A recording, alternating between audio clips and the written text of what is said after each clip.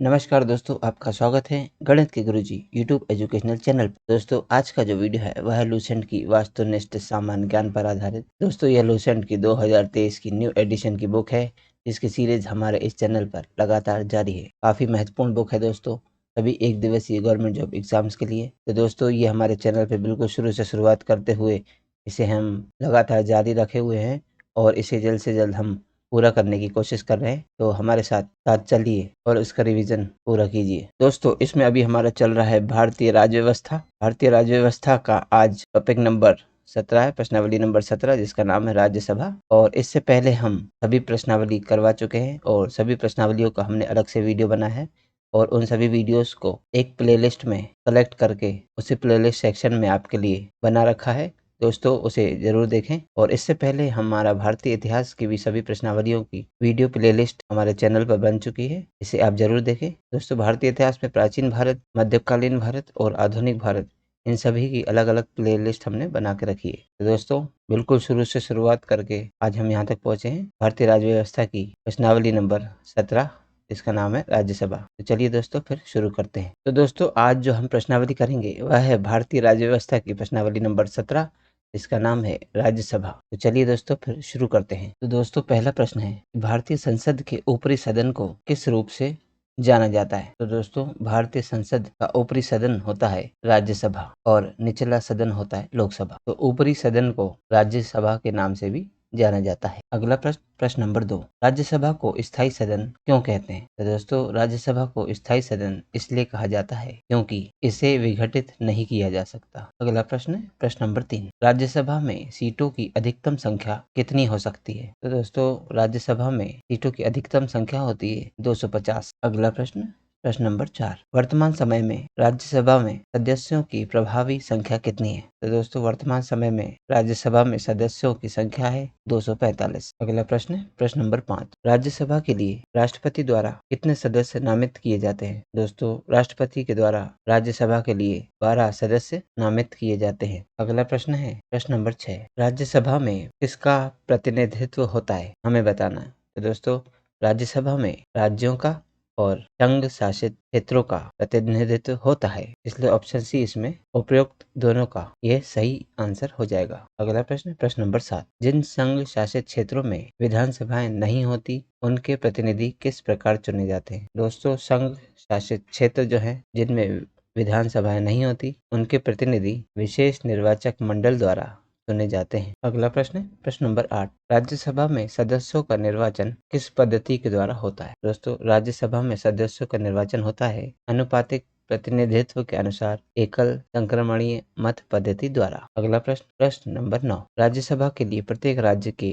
प्रतिनिधियों का निर्वाचन कौन करता है? तो दोस्तों, राज्यसभा के लिए प्रत्येक राज्य के प्रतिनिधियों का निर्वाचन विधानसभा के निर्वाचित सदस्य करते हैं। अगला प्रश्न, प्रश्न नंबर 10, राज्यसभा में राज्यों का प्रतिनिधित्व किस बात पर निर्भर करता है? राज्यों का प्रतिनिधित्व इस बात पर निर्भर करता है कि राज्य की जनसंख्या पर, यानी जिस राज्य की जितनी ज्यादा जनसंख्या होगी उसके प्रतिनिधि राज्यसभा में उतने ही ज्यादा होंगे संख्या में। अगला प्रश्न, प्रश्न नंबर 11, राज्यसभा में किस राज्य के प्रतिनिधियों की संख्या सर्वाधिक है? तो दोस्तों, अभी इस समय उत्तर प्रदेश राज्य के प्रतिनिधियों की संख्या सर्वाधिक है, क्योंकि उत्तर प्रदेश की जनसंख्या भी सर्वाधिक है। इससे पहले वाले क्वेश्चन में यही पूछा गया था। दोस्तों, जिस राज्य की जितनी ज्यादा जनसंख्या होती है उसके प्रतिनिधि उतने ही ज्यादा होते हैं राज्यसभा में। अगला प्रश्न है प्रश्न नंबर 12, उत्तर प्रदेश से राज्यसभा के लिए कितने सदस्य चुने जाते हैं? दोस्तों, उत्तर प्रदेश से राज्यसभा के लिए 31 सदस्य चुने जाते हैं। अगला प्रश्न, प्रश्न नंबर 13, निम्नलिखित राज्यों के युग्मों में से इसको राज्यसभा में समान प्रतिनिधित्व मिला है? यानी दोस्तों, 2 राज्यों के युग्म यानी जोड़े दिए गए हैं सभी ऑप्शन में और हमें बताना है कि ऐसा कौन सा जोड़ा है जिसमें दोनों राज्यों के प्रतिनिधि सदस्य राज्यसभा के लिए समान संख्या में चुने जाते हैं। तो दोस्तों, इसमें आंध्र प्रदेश और मध्य प्रदेश, बिहार एवं पश्चिम बंगाल, उड़ीसा एवं राजस्थान, ये तीनों ही सही है। उपरोक्त सभी यानी कि मध्य प्रदेश और आंध्र प्रदेश दोनों के समान प्रतिनिधि राज्यसभा के लिए चुने जाते हैं और बिहार और पश्चिम बंगाल के समान प्रतिनिधि ओडिशा और राजस्थान के समान प्रतिनिधि सदस्य जो हैं वह राज्यसभा के लिए चुने जाते हैं। ऑप्शन डी इसमें करेक्ट आंसर होगा। अगला प्रश्न, प्रश्न नंबर 14, निम्नलिखित में से किस संघ शासित क्षेत्र का राज्यसभा में प्रतिनिधित्व है? तो दोस्तों जैसा कि आप जानते हैं जो हमारा भारत है वह है राज्यों का संघ, और जो कुल राज्य हैं वे 28 राज्य हैं, और जो संघ शासित प्रदेश या क्षेत्र जिसे कहा गया है वह है 8। तो प्रश्न में पूछा गया है कि उन 8 में जो संघ शासित क्षेत्र है जो उसमें से सबसे ज्यादा राज्यसभा के सदस्य किस संघ शासित क्षेत्र से लिए जाते हैं? तो दोस्तों सबसे ज्यादा जो सदस्य लिए जाते हैं वह है दिल्ली व पुडुचेरी से।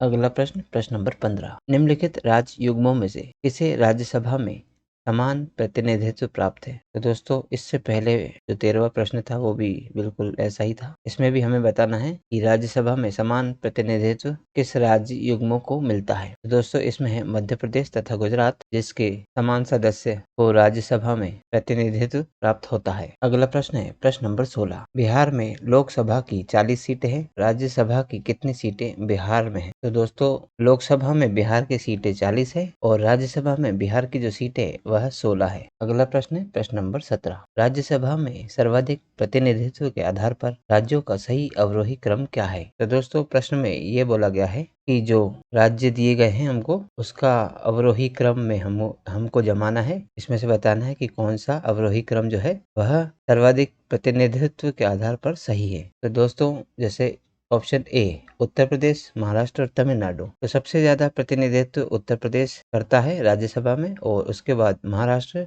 और उसके बाद तमिलनाडु, यानी कि संख्या में सबसे ज्यादा सदस्य जो है वह उत्तर प्रदेश से लिए जाते हैं, फिर लिए जाते हैं महाराष्ट्र से, और फिर उससे कम तमिलनाडु से। अगला प्रश्न है प्रश्न नंबर 18, राज्यसभा के चुनाव हेतु एक अभ्यर्थी की आयु निम्नलिखित में से किससे कम नहीं होनी चाहिए? तो दोस्तों राज्यसभा के चुनाव हेतु एक अभ्यर्थी की आयु 30 वर्ष से कम नहीं होनी चाहिए। अगला प्रश्न, प्रश्न नंबर 19, राज्यसभा के सदस्यों के लिए न्यूनतम आयु क्या है? तो दोस्तों न्यूनतम आयु है 30 वर्ष। अगला प्रश्न, प्रश्न नंबर 20, राज्यसभा के सदस्यों का कार्यकाल कितने वर्षों का होता है? तो दोस्तों राज्यसभा के सदस्यों का कार्यकाल होता है 6 वर्षों का। अगला प्रश्न है प्रश्न नंबर 21, राज्यसभा के सदस्य कितने वर्षों के लिए चुने जाते हैं? दोस्तों राज्यसभा के सदस्य 6 वर्ष के लिए चुने जाते हैं। अगला प्रश्न, प्रश्न नंबर 22, राज्यसभा के 1/3 सदस्य प्रत्येक कितने वर्ष के पश्चात सेवानिवृत्त होते हैं तथा नए 1/3 सदस्य उनका स्थान लेते हैं? तो दोस्तों राज्यसभा के 1/3 सदस्य प्रत्येक 2 वर्षों के पश्चात सेवानिवृत्त होते हैं और नए 1/3 सदस्य उनका स्थान लेते हैं। तो दोस्तों कहने का मतलब यह है कि राज्यसभा के जितने भी सदस्य होते हैं जो अन्य राज्यों से चुनकर आते हैं वे केवल 2 वर्षों तक ही राज्यसभा के सदस्य रहते हैं, और उसके बाद उनमें से 1/3 को सेवानिवृत्त कर दिया जाता है और नए 1/3 सदस्य जो है उनकी जगह आ जाते हैं। ऑप्शन ए इसमें करेक्ट आंसर होगा। अगला प्रश्न, प्रश्न नंबर 23, क्या राष्ट्रपति लोकसभा की भांति राज्यसभा को भंग कर सकता है? तो दोस्तों इसका उत्तर है कि नहीं, राष्ट्रपति लोकसभा की भांति राज्यसभा को भंग नहीं कर सकता। अगला प्रश्न है प्रश्न नंबर 24, क्या राज्यसभा के सभी सदस्यों का निर्वाचन एक साथ होता है? तो दोस्तों इसका उत्तर है कि नहीं, राज्यसभा के सभी सदस्यों का निर्वाचन एक साथ नहीं होता। अगला प्रश्न, प्रश्न नंबर 25, लोकसभा की भांति राज्यसभा कभी भंग नहीं होती किंतु, तो दोस्तों किंतु परंतु बताना है हमें। तो ये 4 ऑप्शंस में देखते हैं हम कि कौन सा किंतु सही है। तो दोस्तों प्रश्न पढ़ते हैं कि लोकसभा की भांति राज्यसभा कभी भंग नहीं होती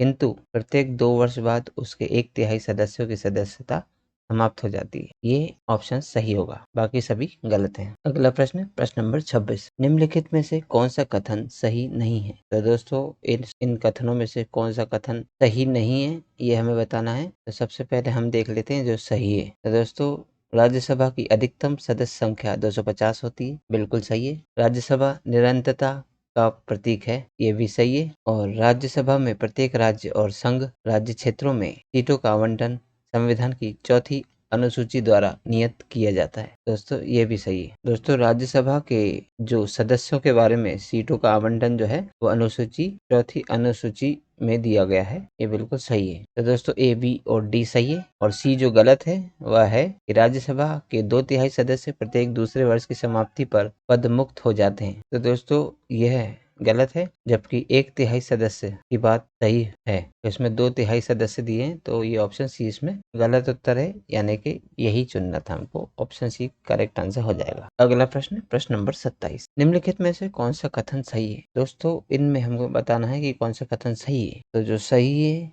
वह है कि लोकसभा और राज्यसभा में एक बात में अंतर है कि लोकसभा का निर्वाचन कोई भी प्रत्याशी भारत के किसी भी राज्य से लड़ सकता है, परंतु राज्यसभा का प्रत्याशी सामान्यतः वहीं का होना चाहिए जहां से वह प्रत्याशी बन रहा है। ये बिल्कुल सही बात है। ऑप्शन सी इसमें करेक्ट आंसर होगा। अगला प्रश्न, प्रश्न नंबर 28, लोकसभा और राज्यसभा में गणपूर्ति यानी कोरम संख्या कितनी है? तो दोस्तों राज्यसभा और लोकसभा में गणपूर्ति की कोरम संख्या जो है वह है कुल सदस्य संख्या का 1/10 यानी कि 10%। अगला प्रश्न है प्रश्न नंबर 29, राज्यसभा में गणपूर्ति यानी कोरम के लिए निर्धारित संख्या कितनी है? तो दोस्तों 10%, इससे पहले वाले क्वेश्चन में बताया था कि 1/10 यानी कि 10% होना आवश्यक है। तो राज्यसभा में कुल सीटों की संख्या होती है 250 यानी 250, तो उसका 10% हो जाएगा 25। ऑप्शन इसमें ए करेक्ट आंसर हो जाएगा। तो राज्यसभा में गणपूर्ति कोरम के लिए निर्धारित संख्या जो है वो 25 है। अगला प्रश्न, प्रश्न नंबर 30, राज्यसभा को भंग करने का अधिकार किसे प्राप्त है? तो दोस्तों राज्यसभा को भंग करने का अधिकार किसी को भी प्राप्त नहीं है, मतलब राज्यसभा भंग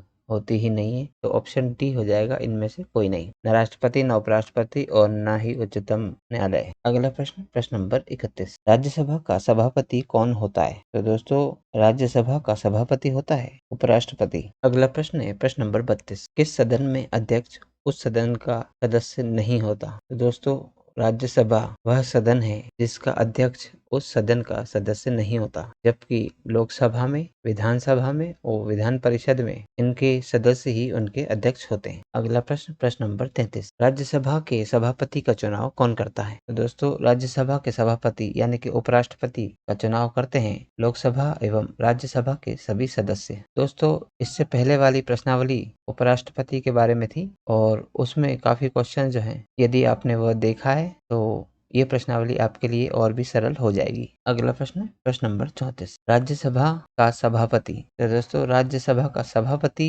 लोकसभा एवं राज्यसभा के सदस्यों द्वारा संयुक्त रूप से चुना जाता है, ये सही है, बाकी सभी गलत है। अगला प्रश्न, प्रश्न नंबर 35, निम्नलिखित में से किसकी अध्यक्षता असदस्य द्वारा की जाती है? तो दोस्तों राज्यसभा की अध्यक्षता उसके असदस्य द्वारा की जाती है, यानी कि वही बात है, उपराष्ट्रपति जो है वह राज्यसभा का अध्यक्ष होता है और वह राज्यसभा का सदस्य नहीं होता। अगला प्रश्न है प्रश्न नंबर 36, राज्यसभा के सभापति की अनुपस्थिति में राज्यसभा का कार्य संचालन कौन करता है? तो दोस्तों राज्यसभा के सभापति की अनुपस्थिति में यानी कि उपराष्ट्रपति की अनुपस्थिति में जो राज्यसभा का कार्यभार है वह संचालन करता है उपसभापति। अगला प्रश्न, प्रश्न नंबर 37, राज्यसभा के उपसभापति का निर्वाचन कौन करता है? तो दोस्तों उपसभापति का निर्वाचन करता है राज्यसभा के सदस्य। अगला प्रश्न, प्रश्न नंबर 38, क्या राज्यसभा का सभापति संसद के दोनों सदनों के संयुक्त अधिवेशन की अध्यक्षता कर सकता है?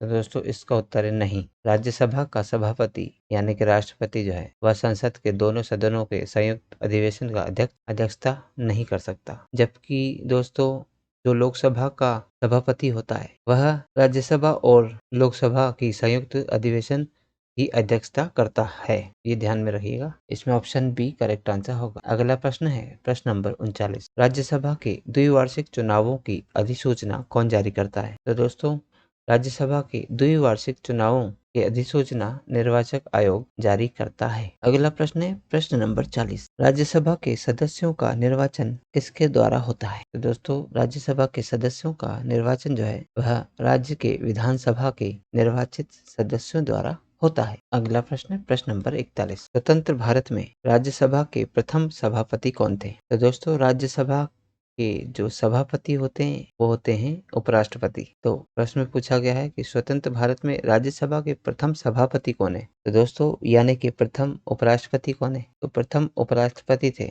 डॉक्टर एस राधाकृष्णन, इसीलिए वह ही प्रथम सभापति होंगे राज्यसभा के। ऑप्शन बी इसमें करेक्ट आंसर होगा। अगला प्रश्न है प्रश्न नंबर 42, राज्यसभा के संदर्भ में निम्नांकित में से कौन सा कथन सही है? तो दोस्तों राज्यसभा के संदर्भ में यह बात सही है कि इसके 1/3 सदस्य प्रति 2 वर्ष में अवकाश प्राप्त करते हैं। बाकी सभी गलत है, बाकी गलत जो है वो पढ़ने की आवश्यकता नहीं है। अगला प्रश्न है प्रश्न नंबर 43, निम्नांकित में कौन राज्यसभा की एकांतिक शक्ति के अंतर्गत आता है? राज्यसभा की एकांतिक शक्ति के अंतर्गत आता है अखिल भारतीय सेवाओं का सृजन। अगला प्रश्न प्रश्न नंबर 44, निम्नलिखित में से किसके संबंध में राज्यसभा को लोकसभा के अपेक्षाकृत अधिक अधिकार प्राप्त हैं? तो दोस्तों नई अखिल भारतीय सेवाओं का गठन करने के संबंध में राज्यसभा को लोकसभा की अपेक्षा अधिक अधिकार प्राप्त हैं। अगला प्रश्न प्रश्न नंबर 45, राज्यसभा को कौन ऐसे अनन्य अधिकार प्राप्त हैं जो लोकसभा को नहीं प्राप्त हैं? तो दोस्तों राज्य सूची के किसी विषय को राष्ट्रीय महत्व का घोषित करना और अखिल भारतीय सेवा स्थापित करने का अधिकार संघ सरकार को देना, यह जो अधिकार है राज्यसभा के वह लोकसभा को प्राप्त नहीं है। तो ऑप्शन सी इसमें उपरोक्त दोनों सही आंसर हो जाएगा। अगला प्रश्न प्रश्न नंबर 46, नई अखिल भारतीय सेवाएं स्थापित करने की दृष्टि से किसका विशेष महत्व है? तो दोस्तों नई अखिल भारतीय सेवाएं स्थापित करने की दृष्टि से राज्यसभा के प्रस्ताव का विशेष महत्व है। अगला प्रश्न प्रश्न नंबर 47, संविधान का अनुच्छेद 312 राज्यसभा को निम्नलिखित में से किसका अधिकार प्रदान करता है? तो दोस्तों अनुच्छेद 312 राज्यसभा को एक या अधिक अखिल भारतीय सेवा सृजित करने का अधिकार प्रदान करता है। अगला प्रश्न प्रश्न नंबर 48, केंद्रीय संसद राष्ट्रीय हित में राज्य सूची के विषयों पर कानून बना सकती है यदि? तो यदि देखते हैं तो केंद्रीय संसद राष्ट्रीय हित में राज्य सूची के विषयों पर कानून बना सकती यदि राज्यसभा उपस्थित सदस्यों के 2/3 विशेष बहुमत से एक प्रस्ताव पारित करे। ऑप्शन सी इसमें करेक्ट आंसर होगा। अगला प्रश्न प्रश्न नंबर 49, राज्यसभा धन विधेयक पर अपनी सहमति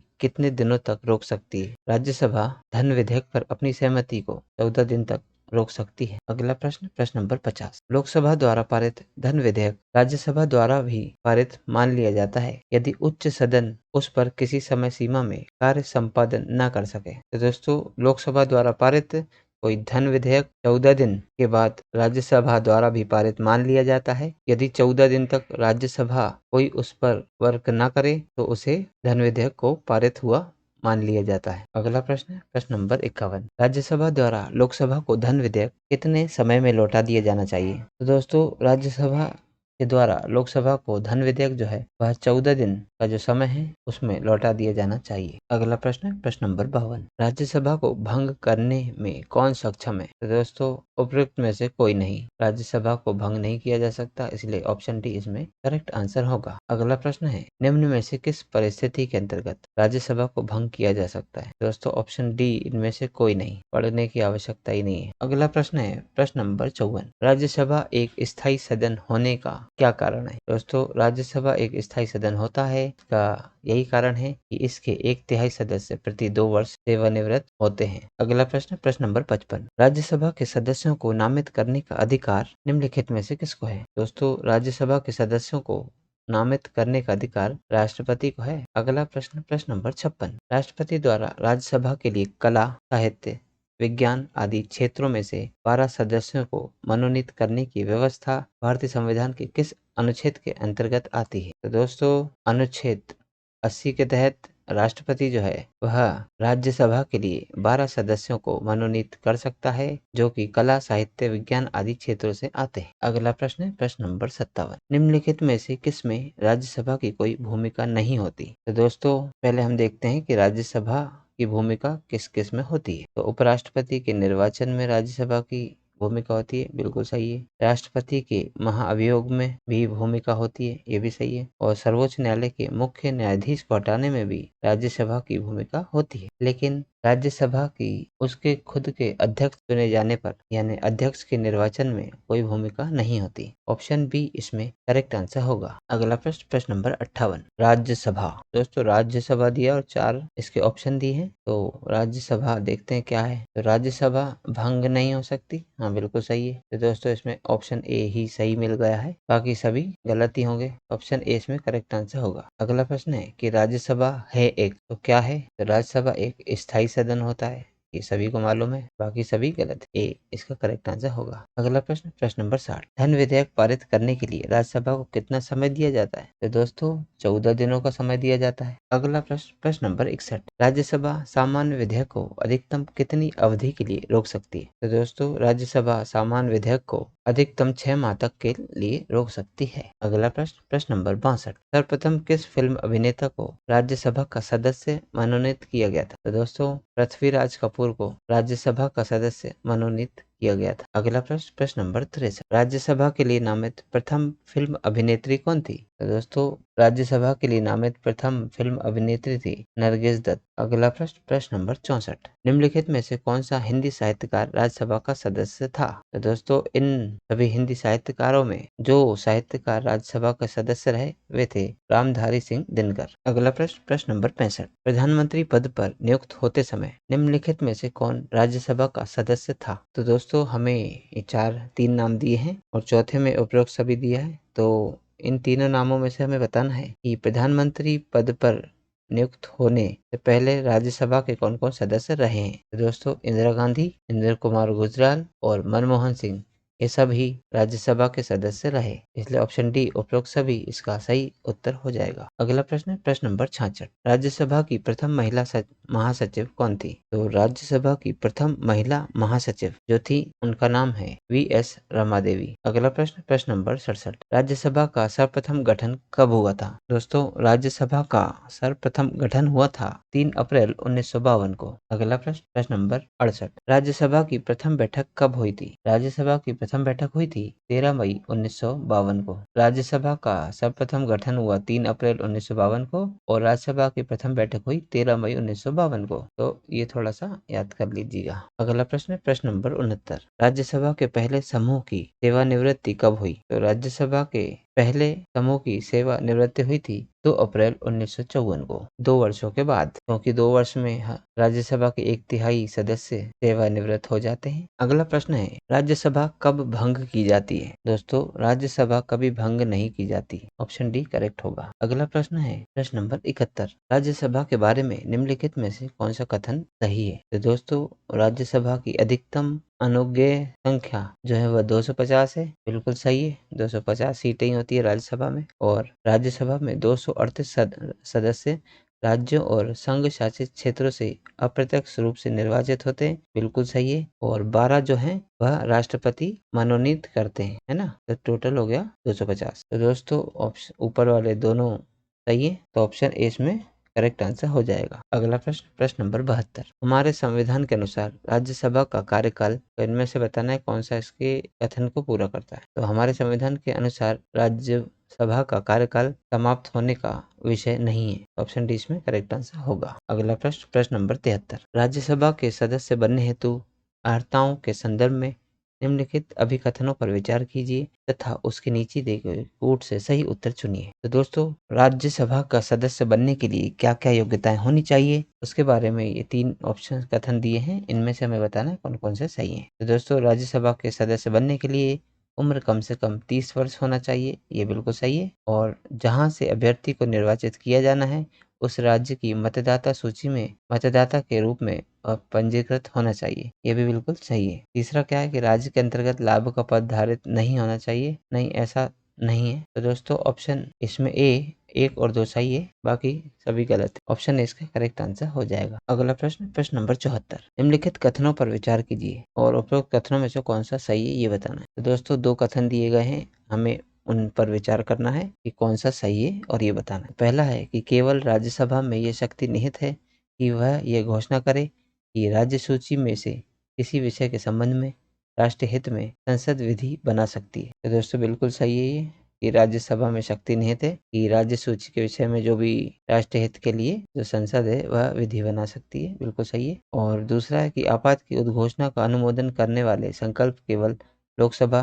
द्वारा पारित किए जाते हैं, तो ऐसा नहीं है, यह राज्यसभा के सदस्यों के द्वारा भी किया जाता है। तो ऑप्शन 2 तो गलत है, इसमें ऑप्शन ए केवल 1 इसमें सही है, बाकी सभी गलत है। अगला प्रश्न, प्रश्न नंबर 75। लोकसभा द्वारा विचारार्थ भेजे गए वित्त विधेयक को राज्यसभा अधिकतम कितने समय तक रोके रख सकती है। तो दोस्तों प्रश्न में कह रहा है कि लोकसभा के द्वारा भेजा गया वित्त विधेयक को राज्यसभा अधिकतम कितने दिनों तक रोक सकती है? तो ये रोक सकती है 14 दिन तक। इससे पहले भी इस तरह के प्रश्न हमने पढ़े हैं। अगला प्रश्न, प्रश्न नंबर 76। संसद के किसी भी सदन के 2 सत्रों के बीच अंतराल किससे अधिक नहीं होना चाहिए? तो दोस्तों संसद के किसी भी सदन के 2 सत्रों के बीच अंतराल जो है वह 6 महीने से अधिक नहीं होना चाहिए। अगला प्रश्न है कि राज्यसभा विघटित हो जाती है। दोस्तों राज्यसभा कभी नहीं विघटित होती। ऑप्शन डी इसमें करेक्ट आंसर होगा। अगला प्रश्न है प्रश्न नंबर 78। राज्यसभा किसके द्वारा भंग की जा सकती है? तो दोस्तों ऑप्शन डी उपरोक्त में से किसी के द्वारा नहीं। राज्यसभा कभी भंग नहीं होती, न राष्ट्रपति के द्वारा, न प्रधानमंत्री के द्वारा और न मंत्रिपरिषद के द्वारा। ऑप्शन डी इसमें करेक्ट आंसर होगा। अगला प्रश्न, प्रश्न नंबर 79। निम्नलिखित में से कौन सदन का सदस्य हुए बिना इसके अध्यक्ष के रूप में कार्य कर सकता है? तो दोस्तों वह है भारत का उपराष्ट्रपति, जो राज्यसभा के सदस्य हुए बिना भी इसके अध्यक्ष के रूप में कार्य कर सकता है और करता है। ऑप्शन बी करेक्ट आंसर हो जाएगा। अगला प्रश्न, प्रश्न नंबर 80। निम्नलिखित में से कौन सा सही सुमेलित नहीं है? तो दोस्तों 2 तरह की सूची दी गई है। एक में राज्यों के नाम दिए हैं और दूसरे में दिया गया है कि उन राज्यों से जो राज्यसभा सदस्य होते हैं उनकी सीटों का आवंटन दिया है। तो हमें बताना है कि इसमें से कौन सा सही सुमेलित नहीं है। तो दोस्तों उड़ीसा राज्य से राज्यसभा के 10 सदस्य चुने जाते हैं, ये बिल्कुल सही है। तमिलनाडु से 18 बिल्कुल सही है और महाराष्ट्र से 19 ये भी सही है। लेकिन आंध्र प्रदेश से 18 सदस्य चुने जाते हैं, ये सही नहीं है। तो ऑप्शन ए इसमें करेक्ट आंसर होगा। दोस्तों आंध्र प्रदेश से कुल 11 सदस्य राज्यसभा के लिए लिए जाते हैं, इसीलिए ऑप्शन ए इसमें गलत मेलित है, इसीलिए ऑप्शन ए करेक्ट आंसर हो जाएगा। अगला प्रश्न, प्रश्न नंबर 81। निम्नलिखित में से किसे राज्यसभा में पहले पुनः स्थापित नहीं किया जा सकता? तो दोस्तों वार्षिक वित्तीय वितरण को राज्यसभा में पहले पुनः स्थापित नहीं किया जा सकता। अगला प्रश्न, प्रश्न नंबर 82। राज्यसभा का विशिष्ट क्षेत्र अधिकार होता है? तो दोस्तों राज्यसभा का क्या विशिष्ट अधिकार होता है और किस क्षेत्र में होता है, हमें ये बताना है। तो दोस्तों राज्यसभा का विशिष्ट क्षेत्र अधिकार होता है राज्य सूची के किसी विषय पर संसद को कानून बनाने के लिए अधिकृत करने में। अगला प्रश्न, प्रश्न नंबर 83। निम्नलिखित राष्ट्रपतियों में से कौन भारत की राज्यसभा के उपसभापति थे? तो दोस्तों 4 नाम दिए हैं राष्ट्रपतियों के और हमें बताना है कि ऐसे चारों राष्ट्रपतियों में से ऐसा कौन था जो भारत की राज्यसभा है उसमें उपसभापति रहे थे। तो दोस्तों वह उपसभापति थी प्रतिभा देवी सिंह पाटिल, राज्य की उपसभापति, जो बाद में राष्ट्रपति भी बनी। ऑप्शन बी इसमें करेक्ट आंसर होगा। तो दोस्तों आज की इस प्रश्नावली में कुल 83 प्रश्न थे जो हमारे द्वारा पूर्ण कर लिए गए हैं। यदि दोस्तों आप इस वीडियो का PDF चाहते हैं या हमारे YouTube चैनल के सभी वीडियोस का PDF चाहते हैं तो आप हमारे टेलीग्राम चैनल को ज्वाइन कर सकते हैं। टेलीग्राम चैनल को ज्वाइन करने के लिए नीचे दिए गए मोबाइल नंबर पर आप संपर्क करें, व्हाट्सएप मैसेज करें या कॉल करें। मात्र 200 रुपये में आपको हमारे टेलीग्राम चैनल की लाइफ टाइम मेंबरशिप मिलती है, जिसके द्वारा आप हमारे टेलीग्राम चैनल का हिस्सा बन जाएंगे और हमारे इस YouTube चैनल के सभी वीडियोस की PDF टेलीग्राम चैनल से मुफ्त में डाउनलोड कर सकेंगे। तो दोस्तों ज्वाइन कीजिए और अपनी तैयारी को बेहतर कीजिए। और दोस्तों यदि आप इस चैनल पर नए हैं तो YouTube चैनल को सब्सक्राइब कीजिए, ये एकदम फ्री है, और वीडियो को लाइक कीजिए और शेयर भी कीजिए। दोस्तों मिलते हैं अब अगले वीडियो में अगली प्रश्नावली के साथ। तब तक के लिए नमस्कार।